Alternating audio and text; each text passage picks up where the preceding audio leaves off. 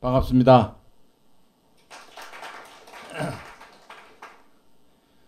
너무 높이 평가를 해주셔가지고 몸둘 바를 모르겠습니다. 고맙습니다.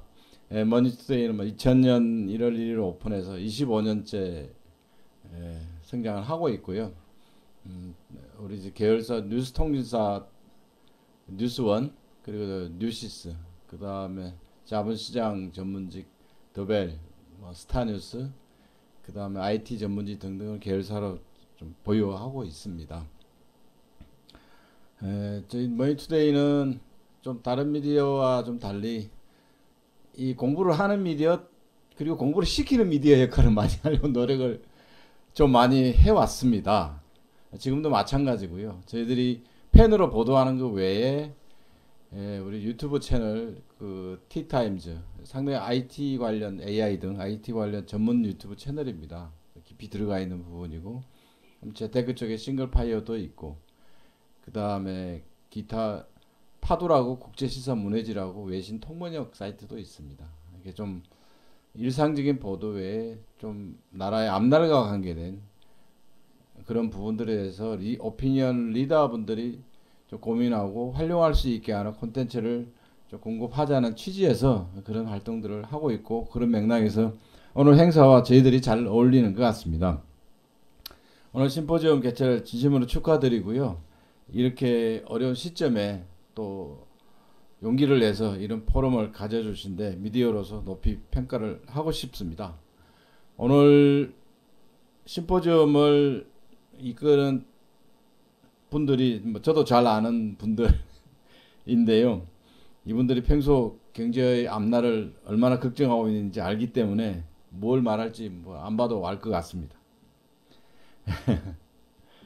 이건 한국 경제학회장께서 발표해 주시겠지만, 미디어가 좀 보기에 한국 경제가 사실상 성장 제로의 사회로 들어간 것 같습니다. 저성장보다 돌파구가 안 보인다는 게 더 큰 문제인 것 같고요. 어떻게 보면 경제가 갈 길을 잃었다라는 느낌이 좀 많이 들고 있습니다. 반도체를 빼고 나면 이 큰 거대 투자가 사실상 없고요. 일단 그다음 스타트업들도 저희들이 유니콘 팩토리라고 자매 브랜드가 있는데 팔로우 해보면 플랫폼이 많이 편중되어 있습니다. 처음에 큰 플랫폼 하다가 거기서 남들이 하니까 쪼개고 해서 세부적으로 많이 들어가는데, 이 VC들도 만나보면 이게 좀 난감해하는 부분들이 되게 많습니다. 다양성이 많이 떨어지고 있고요. 그 다음 IT 쪽에서도 보면 일부를 빼면은 선도 기술이 좀 없다라는 생각이 좀 많이 듭니다. AI도 지금 캐치업을 해야 될 상황에 처해 있는 것 같고요. 그 다음에 반도체 팹리스도 저희들 관심을 많이 가지고 있는데요. 리벨리온, 사피온 등등에서 관심을 갖고 있는데, 저희들 이 관련해서 프로젝트도 하고 있는 게 있는데 좀 벤처 단계인 것 같고요. 여러 가지로 좀 어떤 난관을 헤쳐나갈 이 터닝 포인트가 될 만한 것들을 찾는 게 좀 중요하지 않을까라는 생각을 좀 미디어로서 많이 좀 하고 있습니다. 그리고 설상가상으로 대외 환경도 아시겠지만 예측 불가고, 무디스가 이제 드디어 참다가 이제 국가 신용 등급을 AA 플러스로 내렸는데, 사실 S&P는 2011년에 내렸으니까 같은 문제는 다 알고 있는 겁니다. 문제가 뭔지는 다 아는데 무디스가 이제 그래도 아니다 해서 계속 지켜온 건데 내렸습니다. 아마 그 계기가 100년 국채 나온 얘기가 아닐까 싶습니다. 팔 수 없는 100년짜리 국채로 스왑을 해주겠다니까, 이거는 미국이 이 살살 돈을 안 갚겠다는 얘기 같다 라는 얘기로 좀 들립니다. 사실은 그 정도로 재정적자가 심각하고, 재정적자 심각한 상황에서 그렇게 경상국지 적자가 관세를 올린다고 해결이 되는 것이냐, 그런 생각도 좀 많이 듭니다. 그래서 이대로 가다가는 좀 사단이 나도 나지 않을까 라는 우려가 좀 많습니다. 그래서 경제 성장은 저희들도 문제 해결의 출발이라고 저희들 많이 보고 있습니다. 문제가 100이 있을 때 성장이 있으면 한 50이라도 해결이 되는 것 같더라고요. 어떤 성장하면 재원도 나올 수 있고 어떤 보완적인 게 많이 가능한데, 성장이 없으면 그냥 싸우는 것밖에 없는 상황으로 가지 않을까라는 우려들이 많습니다. 그러니까 단순히 경제 성장이 떨어진다는 게 이게 경제 문제가 아니라 어떤 사회적인 문제도 갈등도 촉발하는 그런 상황이 되는 것 같습니다. 말이 좋아 콩 한 톨도 나눠 먹자지 그거 안 되는 것 같습니다. 그거는.